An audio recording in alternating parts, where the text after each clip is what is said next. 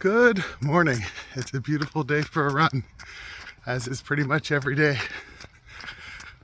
So this is my 36th day of run streak every day.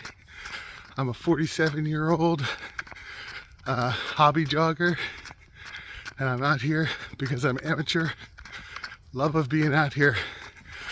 Today I'm going to talk about some good and bad things about running a run streak.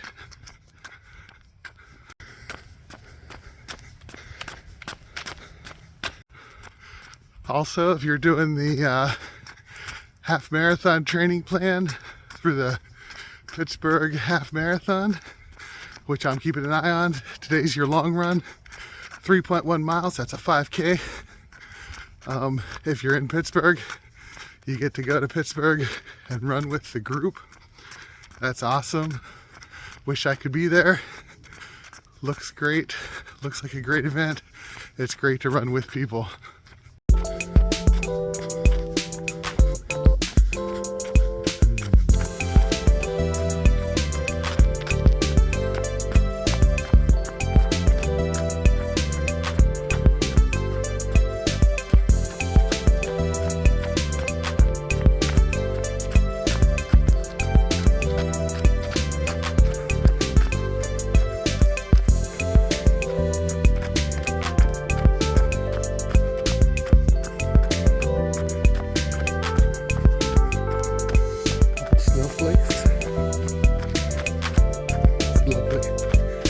Mid-30s, so probably 1 or 2 degrees Celsius. But these are beautiful little snowflakes.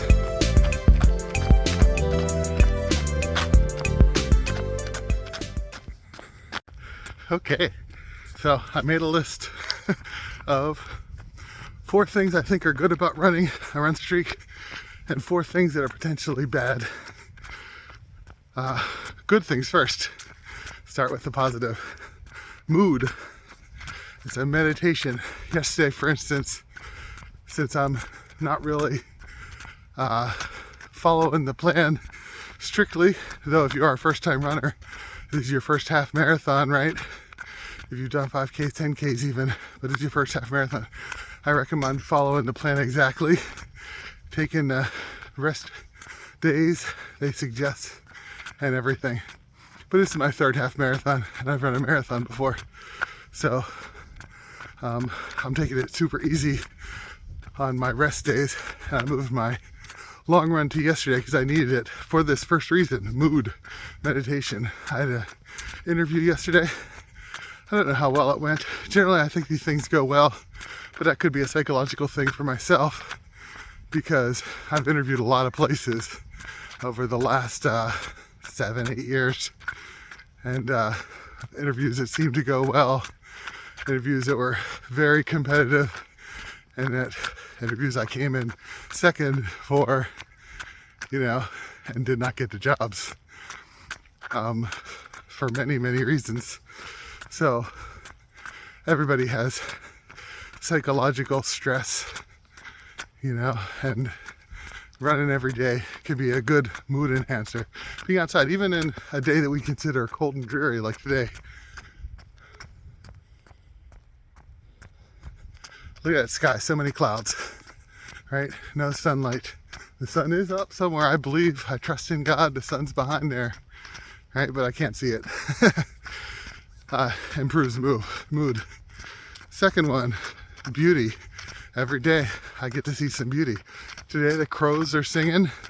We might not think of crow song as beautiful, but when you're out here every day,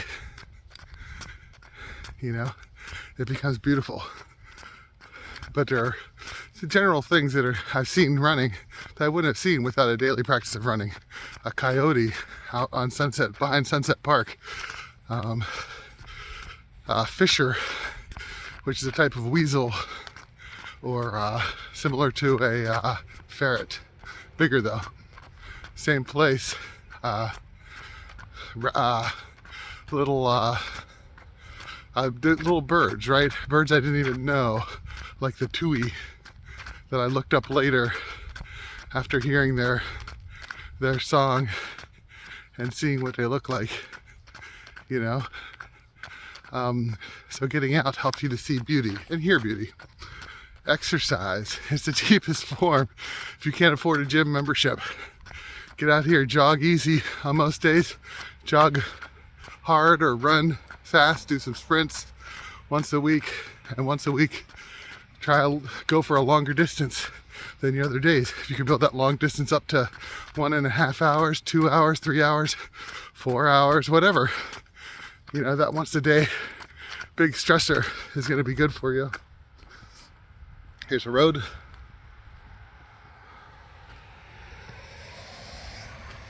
You know, and that stressor of running fast once a week will be good for you too.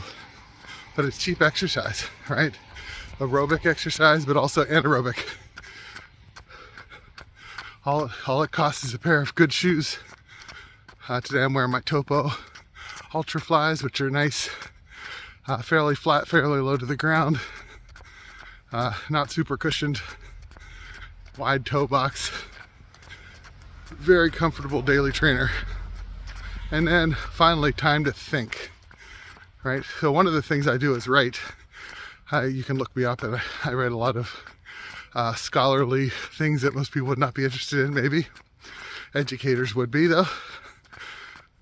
People with kids in schools might also be interested on ecological literacy and music teaching, but also improvisational teaching and teaching music improvisation. Yeah, so, but I get a lot of ideas being out without any music on, when I'm not listening to a podcast, but also listening to podcasts or music. I also get ideas from other people, because people think when they consider ideas. And I listen to podcasts on running, but I also listen to podcasts on philosophy, not so much politics anymore, but I say 10 years ago I listened to a lot of politics. But yeah, time to think. That's the fourth great thing about running around the street, is every day you're out here becoming familiar with the exact same places. You know, it becomes like a moving meditation. What a Buddhist Vietnamese monk, Thich Nhat Hanh, would have called a walking meditation. But his practice, they did things with sticks and other movements. And jogging nice and easy like this on an easy day is a wonderful form of meditation, wonderful time to think.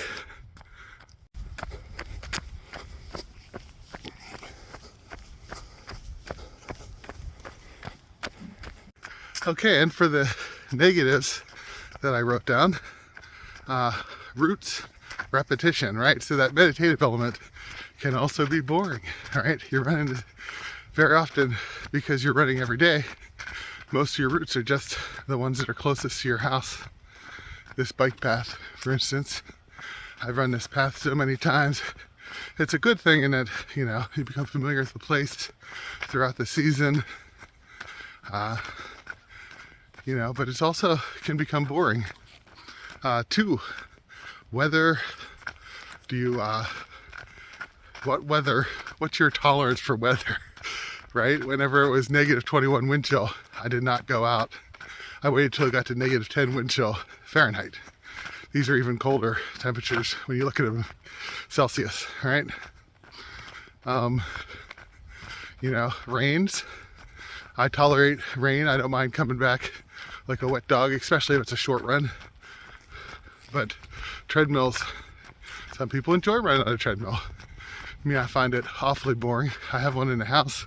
My wife and her father bought it because they wanted to exercise more. For me, I simply would rather just get out. But getting on that treadmill when it was negative 21 wind chill, that was very useful.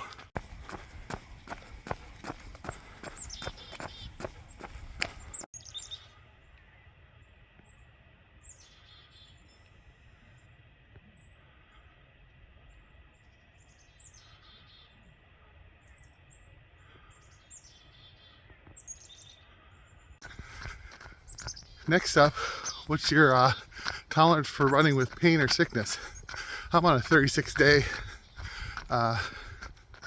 run streak, so I haven't had to deal with sickness yet. I have had to deal with pain though, but it was shoulder pain. It was a lot of pain. I'm seeing a physical therapist about it. For a couple days I couldn't hold my phone up like this to record my vlog. But yeah, I can tolerate pain, but what if it's ankle pain or knee pain, right? To what extent? And when would it be better just to take a day off? If you're on a run streak, don't let that make you push yourself too hard to where pain can become an injury. You know, you don't want, it's not worth an injury. And the final thing I wrote down were training plans. Training plans are almost always written, especially those written for those of us that are in our 40s, with rest days in mind. That's days of complete rest.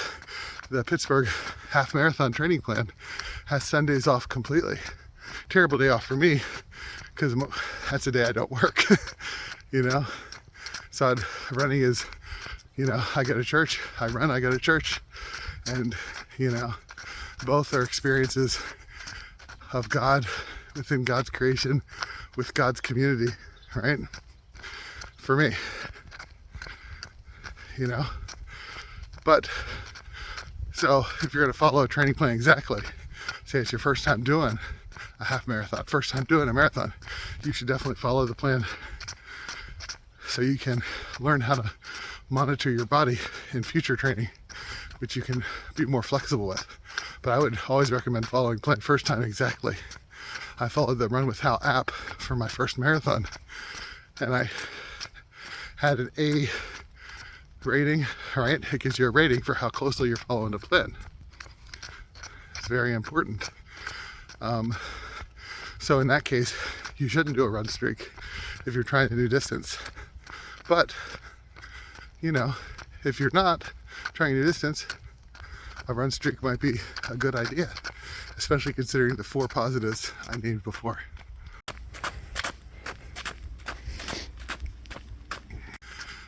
Question of the day: what are some positives and negatives to run streaks that I might have forgotten or not missed with my little written list?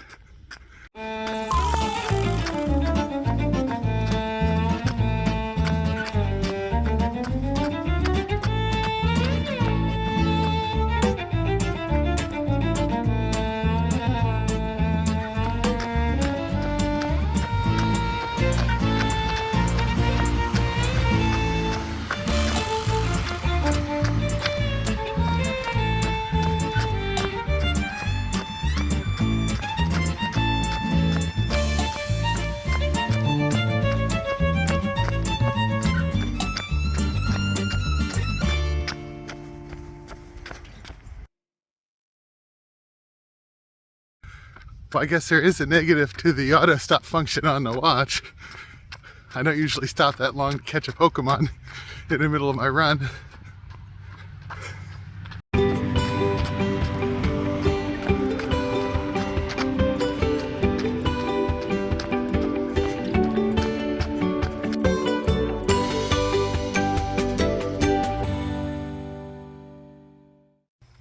Have a great day. See you tomorrow.